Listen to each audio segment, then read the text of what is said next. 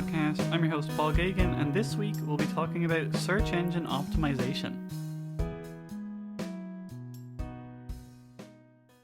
This episode is going to focus on search engine optimization, or SEO, and we're going to talk a lot about the latest SEO strategies in 2024 and kind of some of the trends that are starting to happen with it. We're going to talk about optimizing websites to make sure that they show up correctly in search results by using keyword research, on-page SEO tactics, and also off-page SEO tactics.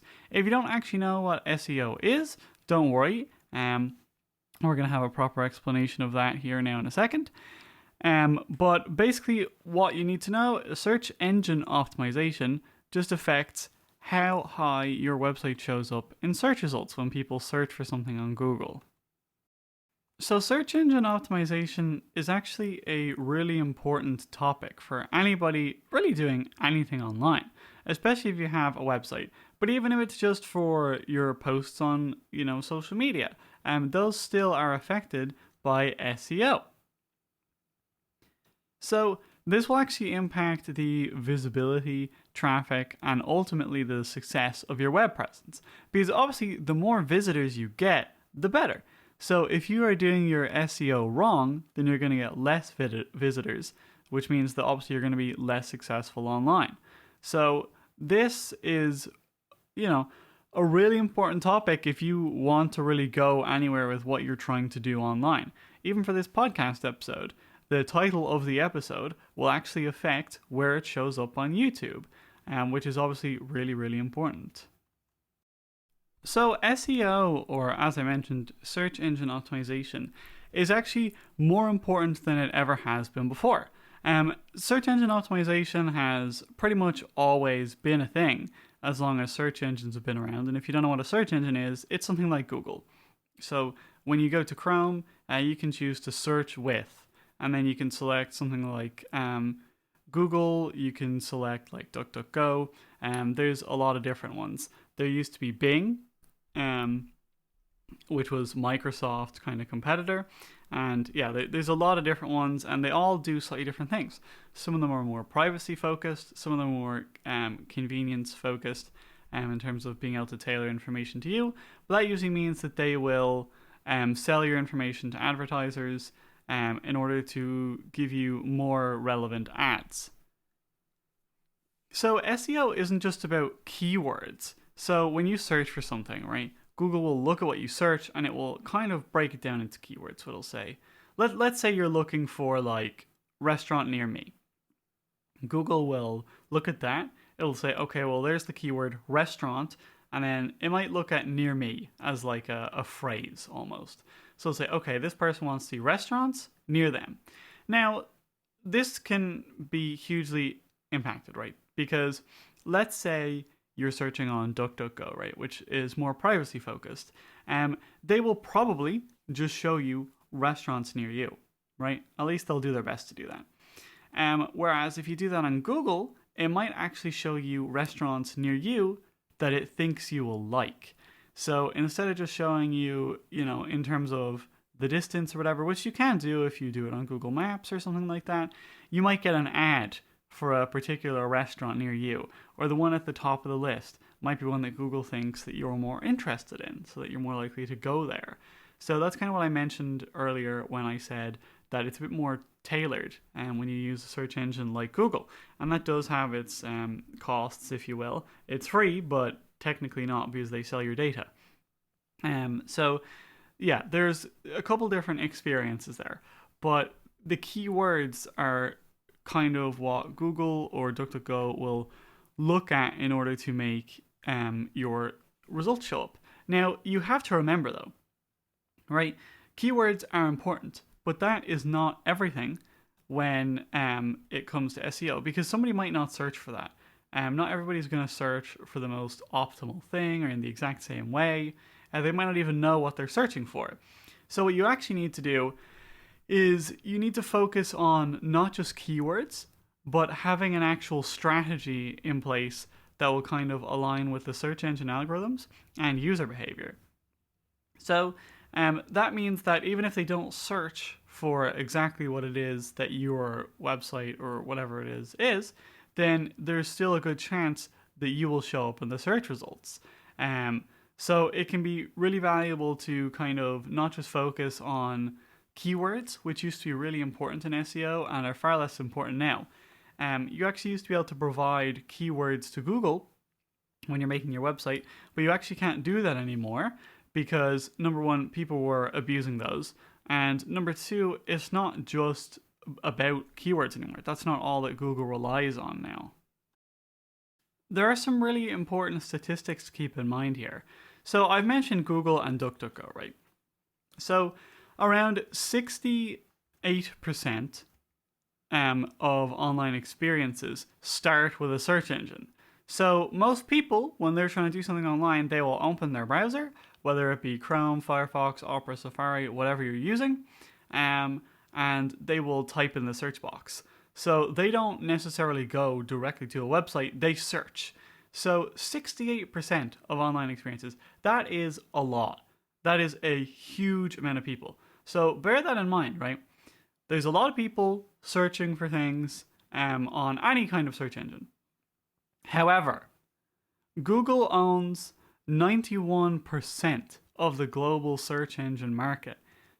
That is gigantic. That is exactly why Google is such a successful company right now. Because Google's main focus is, well, it's, they make AI, they make different products, they make phones and stuff now, but their central focus for quite a long time now has been gathering user data and advertising. And I don't mean Google advertising themselves, I mean selling to advertisers. So they'll maybe see that you are Googling something about your health, and then they'll show you an ad for health insurance. Or they'll see that you're, maybe they've associated, you doing something with then you ordering food afterwards. So they might show you an ad for Domino's to try and get you to buy some Domino's. Because, the more that you click on those ads, the better for Google, because then the more they can charge for those ads. If Google say, oh, well, 1 in 100 people click on this ad, that's great. But then if they can increase that to, 1 in 50, that's twice as many people that click on the ad, then they can actually sell that ad for more money. So that's a really big focus for Google, right? And given that they own 91% of the search market, they basically know, everybody's behavior. Those 9% of people that aren't, using the Google search engine, it is pretty unlikely that they would really stray from the average. So if you want to know about user behavior, Google knows. They know about user behavior. They know how to get ads working. So that is exactly why Google is in such a strong position, and why you'll see when people talk about search engines or when they talk about SEO, they really only talk about Google because it's the only one that really matters, because they have 91% of the market share. So 53% of all website traffic comes from organic search, right? So that really shows you there, right? Let's say you get 10 visitors to your website. 5 of those will not have known about your website beforehand, quite likely. They will have only come across your website because it showed up in the search results. And that is so true. I don't know how many times I've looked something up and I found a new website that I've never heard of before. That is very, very true. So again, having a proper SEO strategy is crucial because it will literally double the visitors to your website. And obviously, if nobody can find it in the first place, you won't even get those 5 visitors who already knew about it because nobody's going to know about it unless you tell them in person. But obviously, that's, kind of defeating the point of having a website at that point.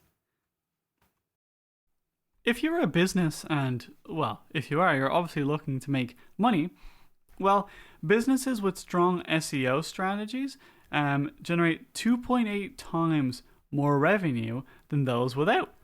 That is a huge amount. Just think about that. If you're making, let's say, €1,000 a month, right? You could be making 2.8 thousand euros a month. which is a big boost. That is a huge amount extra. If you can go, essentially almost triple, that is a huge improvement and will allow you to do way more stuff. Then you can invest more into advertising. You can maybe hire more people, whatever it might be.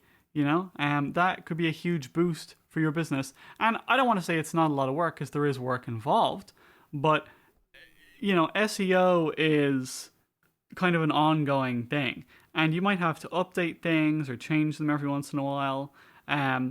But it is a constant sort of benefit. It's not a one-time benefit either. Local SEO tactics helped 78% of mobile searchers to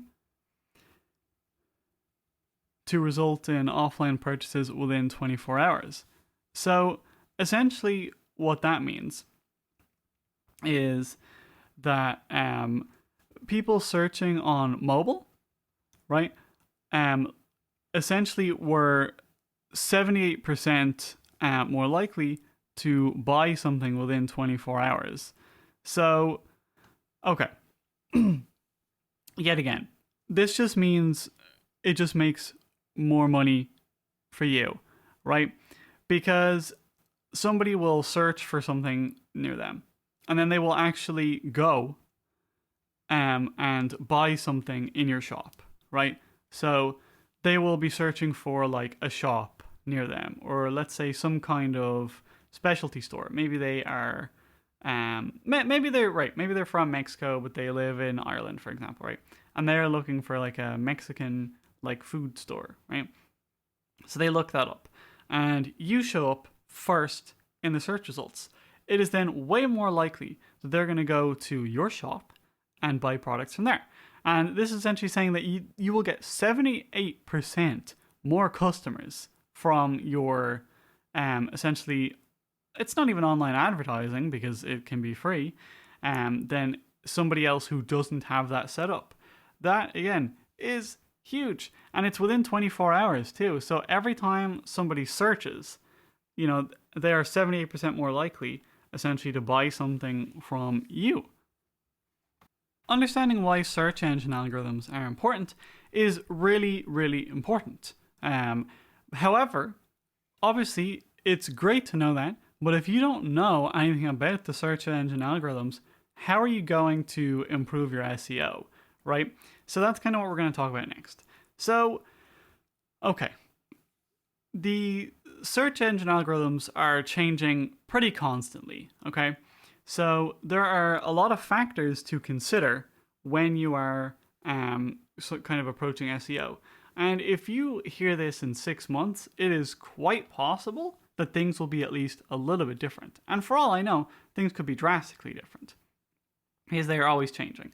So I suppose there are a couple more so recent additions or changes, if you will, to SEO, particularly for Google.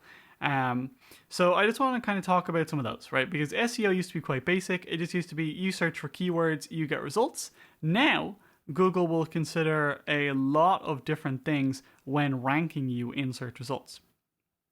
So one of the more recent additions is Core Web Vitals.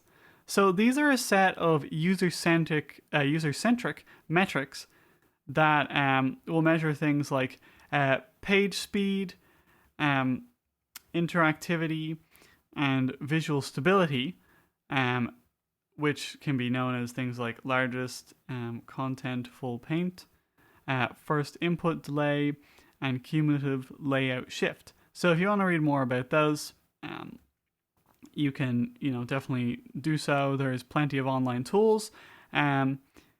If you look up page speed insights, you'll see a website there. I think it's just web.dev. And they will tell you all your scores, they'll tell you the problems, and they actually have articles on how to fix them. So Google will actually now consider the performance of your website. So if you have a website that is not performing well, it will actually now impact you in search results. So you might think, oh yeah, it's not a big deal, my website's a bit slow, whatever. But it is actually a huge deal. And it is really important for you to fix and address those problems, because otherwise you will actually rank lower in search results. So you really need to keep that in mind here. So it's great if you can get a website made pretty cheaply, or if you can do it yourself. But if you're not able to do it properly, it's probably not going to be worth your time, because it's going to cost you more money in the long run. And I'm not saying that you can't use, website builders or whatever, but don't just kind of go in with, basically no knowledge, just throw something together and then publish it.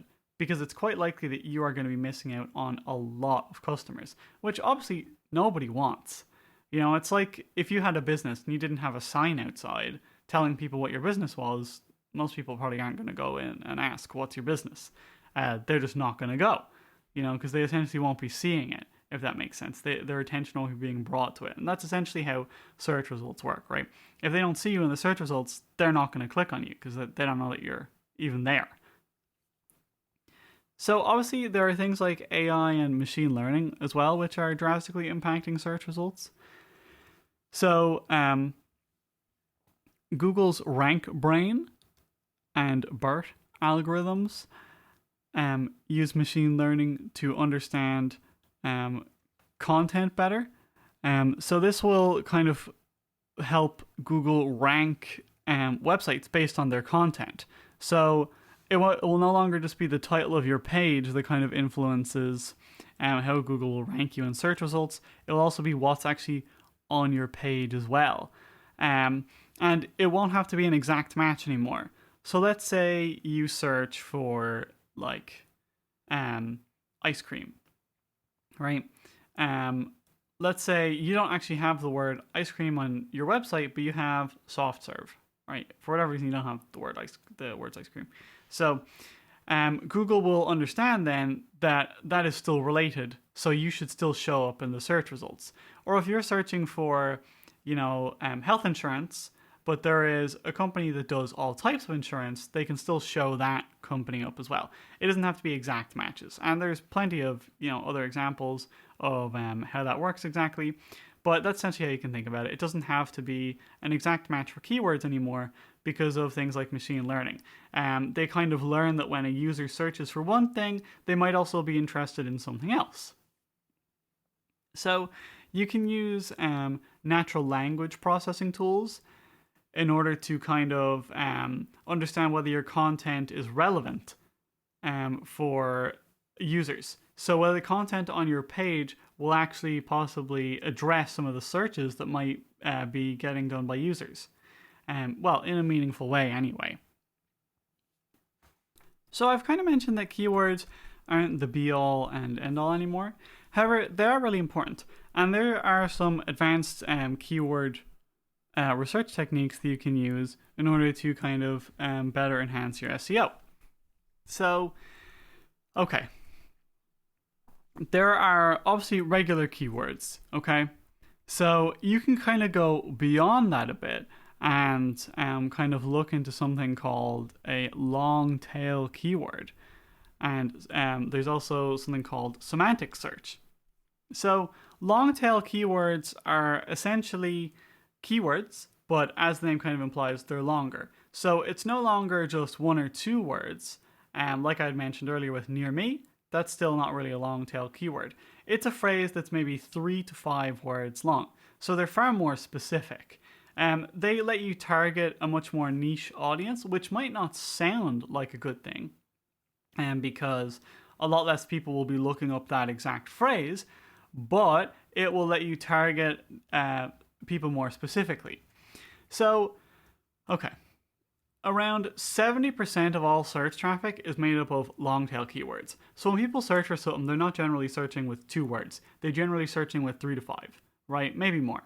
So it is really important to consider those for your website, because you will technically see lower search volumes for those. So you won't see as many people searching for those exact things when they find your website. However, if they find your website when searching with a long tail keyword, they will tend to have higher conversion rates.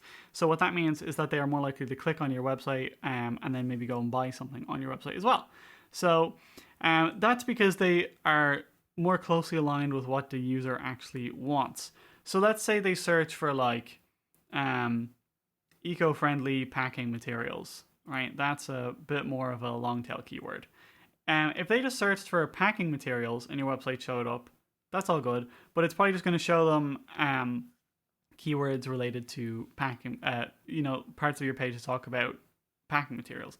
However, if they search for eco-friendly packing materials, Google will also better understand what content they might be interested in from your website, and it might show them the page on your website that talks about your kind of eco-friendly approach and how you try and do things that are better for the environment. So they might be more likely to click on your website.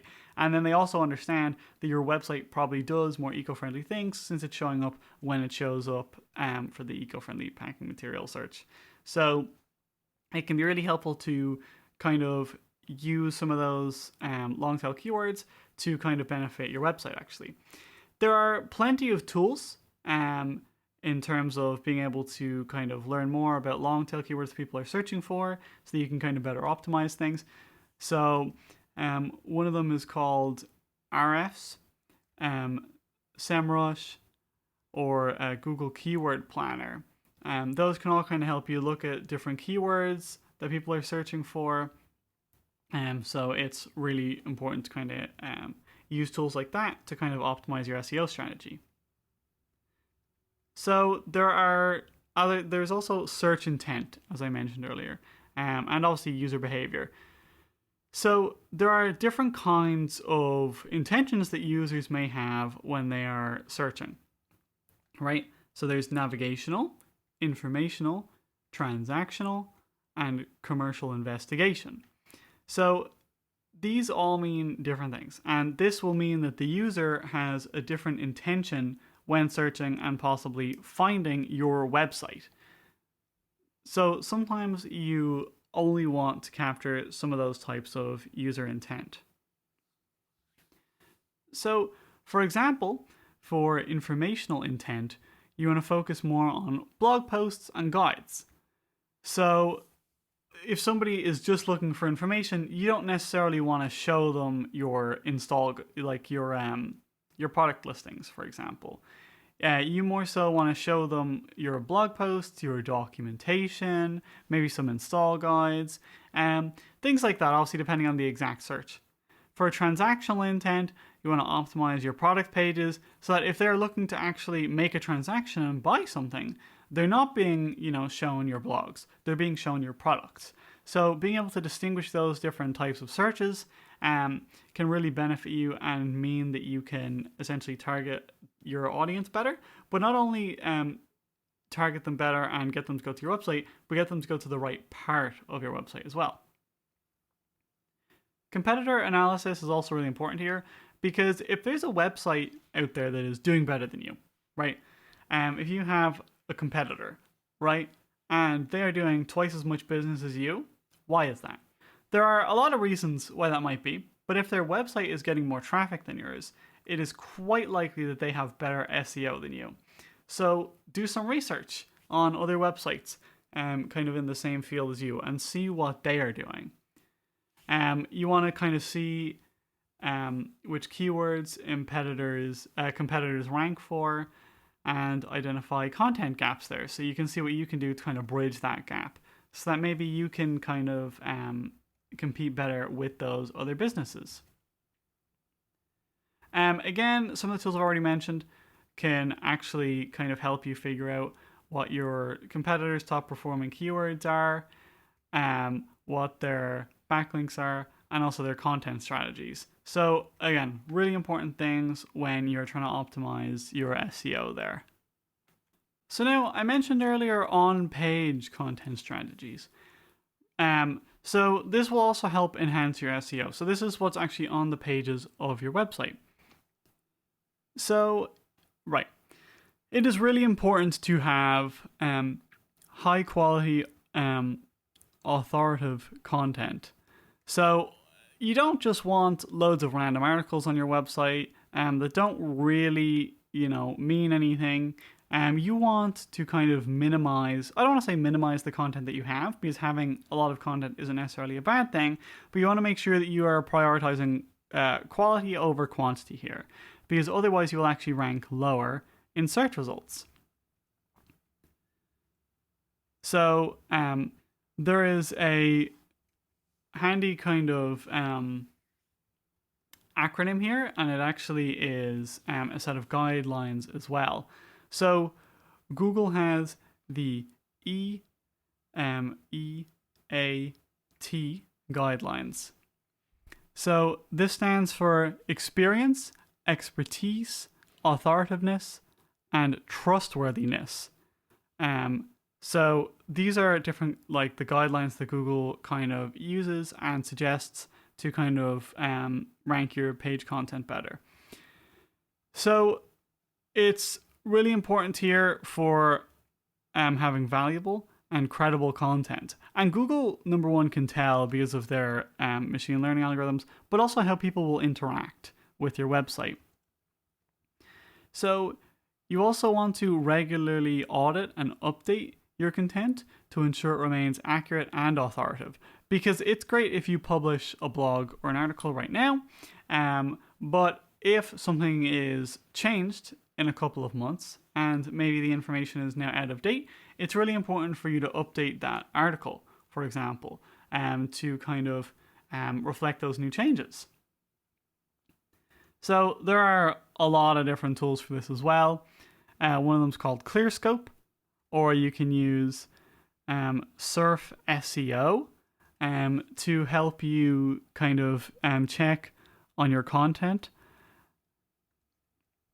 So also using meta tags in headers. So, okay.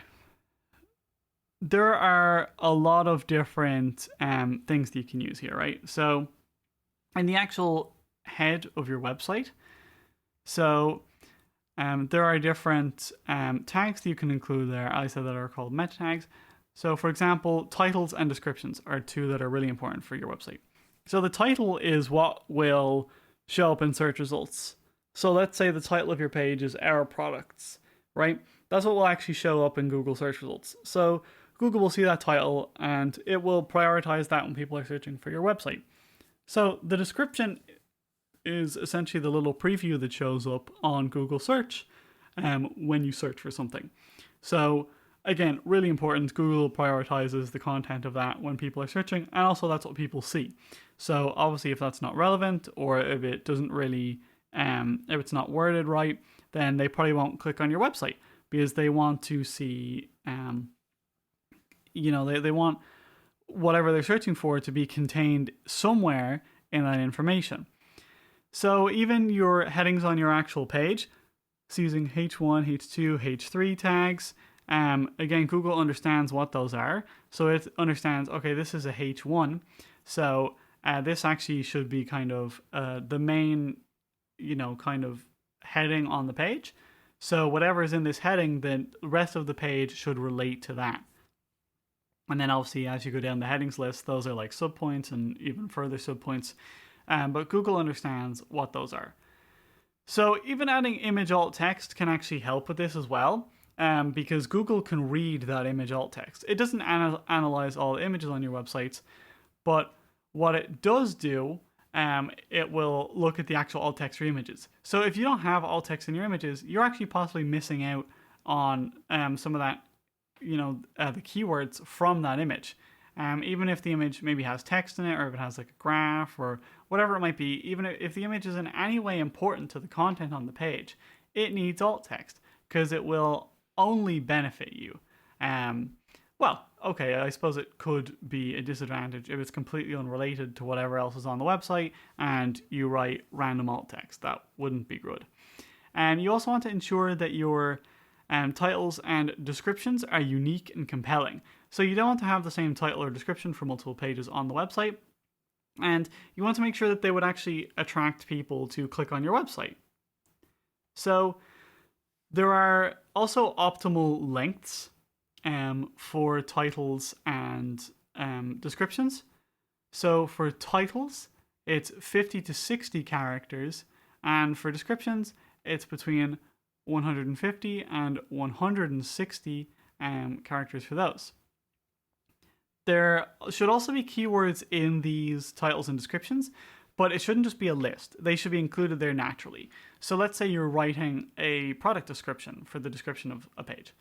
you don't want to just have like eco-friendly, comma, durable, comma, fire resistant, comma, whatever.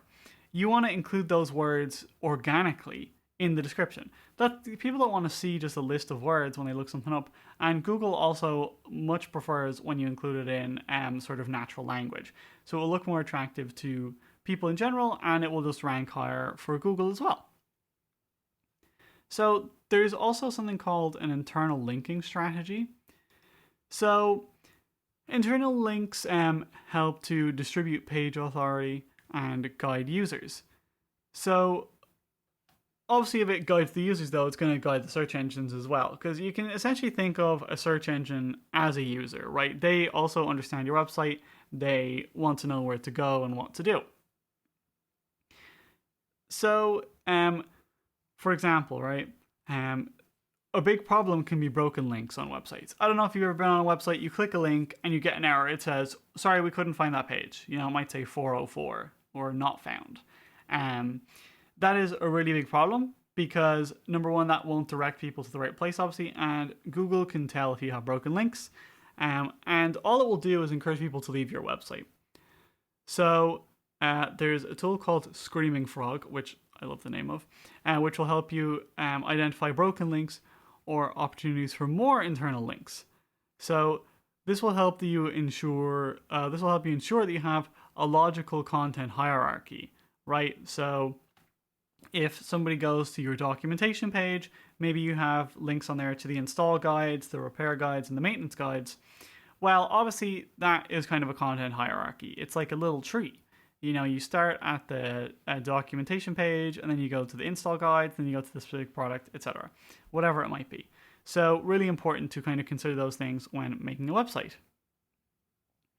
Obviously, the website structure and navigation is really important as well.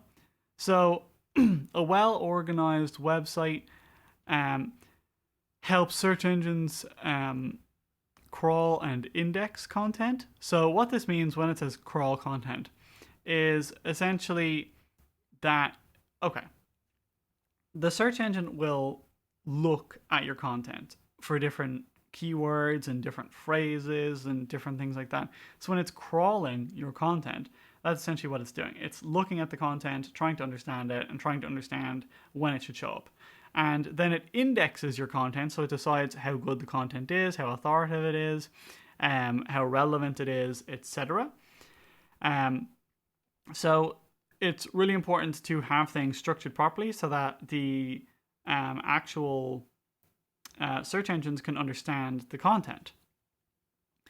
So you should be using XML sitemaps and robots.txt files to guide search engines and implement a clean URL structure.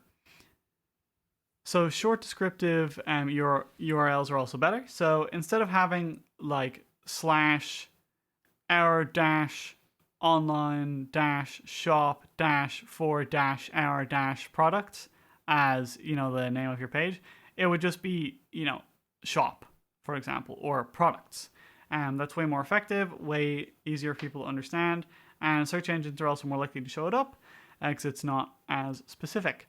And a sitemap, essentially what it does is it defines a map for your website. So it will say, okay, Google, here are all the links on my website. Well, all the links to different pages.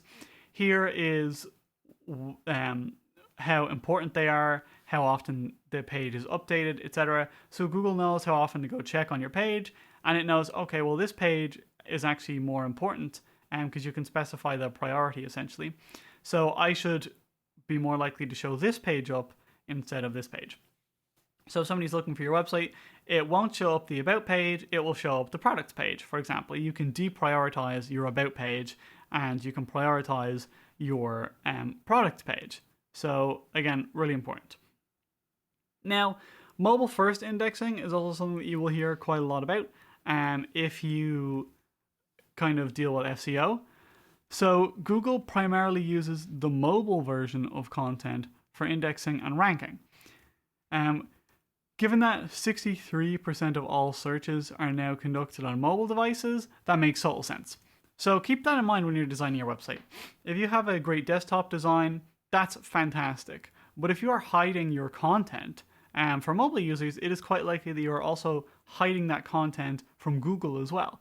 So you do not want to do that. You want to make sure that you are displaying all the content that you need to display for mobile users, because it is quite likely that that is the content that Google will be ranking your website on. So obviously that means that it's also really important to have a responsive design and a fast loading mobile experience, because otherwise you won't rank as high on Google. So there are a lot of ways to do that. You can optimize your images.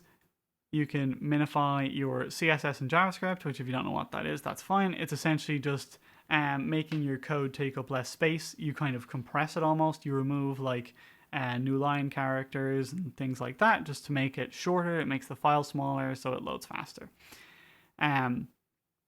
But yeah, there are a lot of different kind of strategies for doing this, but it will really just depend on your website.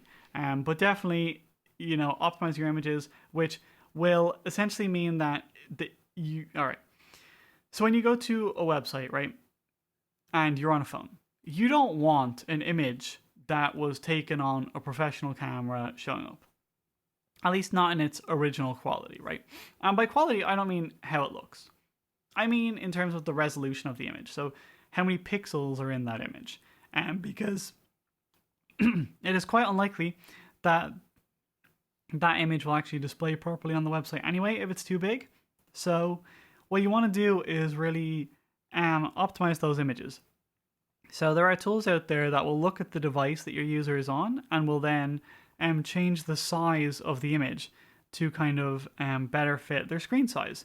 So that means that the image will also load faster. Obviously, since it has less pixels, it is a smaller image, so it will actually load faster mobile. But if they're on desktop, it will serve them a bigger image. So it will still look nice even on bigger screens, but on smaller screens, it will load faster. So it's just better for everybody. So there is also something called schema markup or structured data. Now, this is also really important. So this will provide Google information about your page. And I don't just mean content as in like, well, what's on the page, because yeah, Google can already read that. But this is you providing specific information to Google. So for example, if you have a product, you can give Google information about the varieties of the product that you have. So what sizes you have, what is the price, what is the delivery, are there different delivery options, how long does it take to deliver? And if you ever search for a product on Google, you might see a little preview that shows up where it has like the name of the product and the price and in stock, or maybe it has some of the like product options that you can see there. So that's what that is.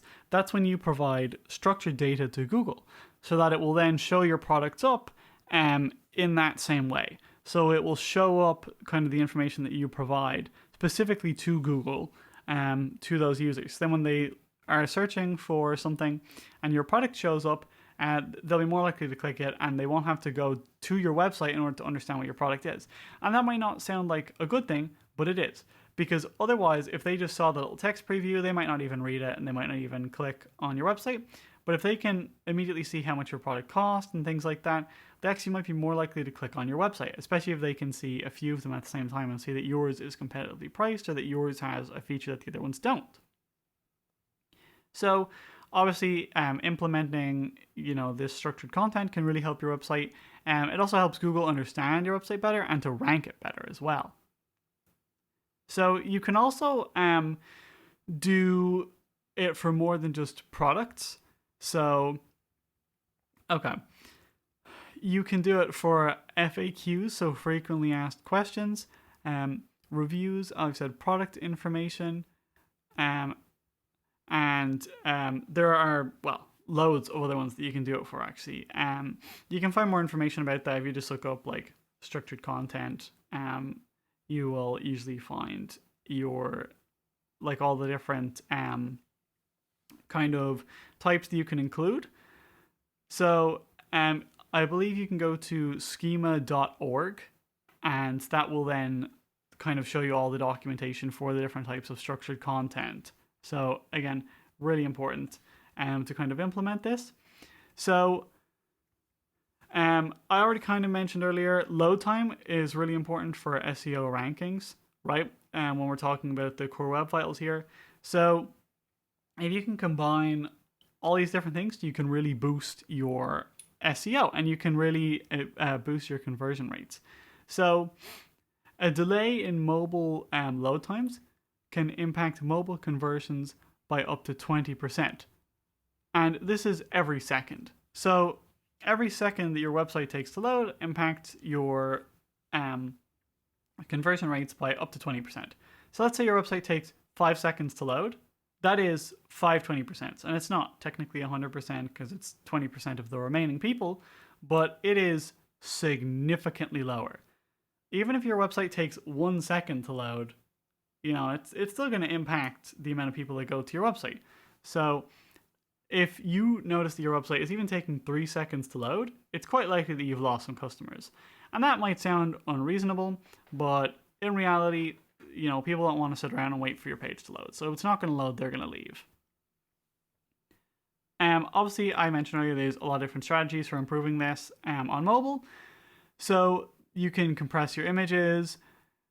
There's a lot of caching strategies that you can implement. So what caching is essentially if somebody visits your website, instead of having to get that same image every time they go to your website, so it might be something like your logo, it will actually store it on their device.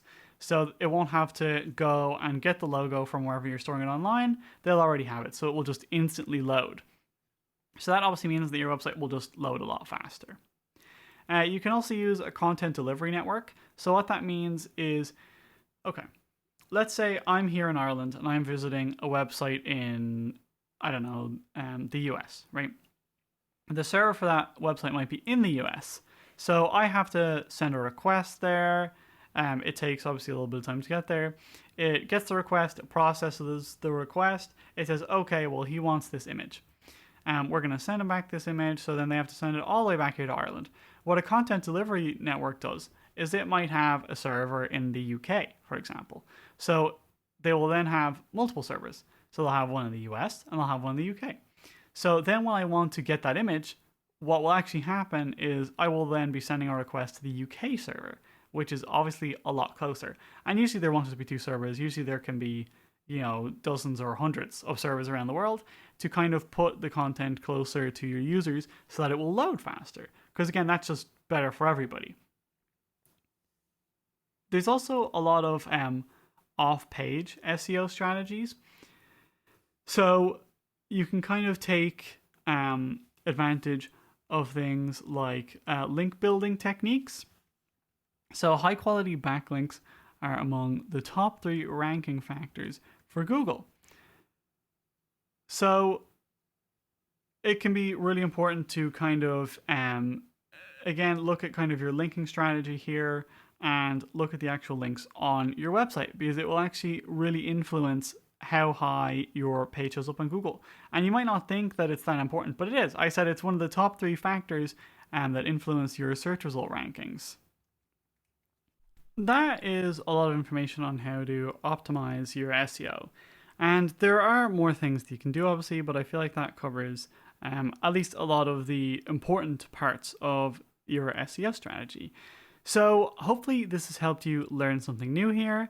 I know even in doing my research for this episode, I came across things that were a little bit more new in SEO, and I was like, oh wow, I didn't realize that had changed. So again, it's really important to keep on top of these things and to really consider them. Even some of these statistics were surprising to me. I was like, wow, really, like I didn't realize, that many people would be impacted by this small change, or maybe that how important certain types of SEO actually are. So hopefully you've learned something too. As always, this has been the Envisiontech podcast. I've been your host, Paul Gagan, and I will talk to you all next week.